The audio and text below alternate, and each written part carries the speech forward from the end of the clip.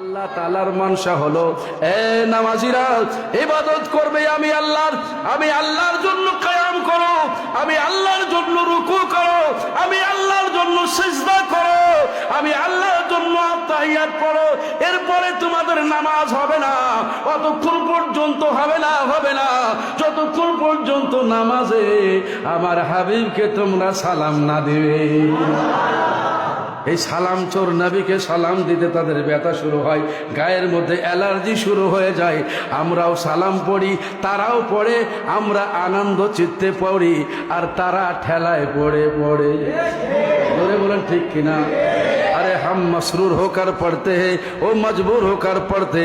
अल्लाह फरमा तू नहीं पढ़ेगा, तुझे फजर में पढ़वाऊंगा, जोहर में पढ़वाऊंगा, असर में पढ़वाऊंगा, तुझे मगरिब में पढ़वाऊंगा, ईशा में पढ़ाऊंगा, तुझे बेहतर में पढ़ाऊंगा। कैसे तू बचेगा? अरे तू नहीं पढ़ेगा, तेरे गर्दन पकड़ कर मस्जिद में लाकर पढ़वाऊंगा।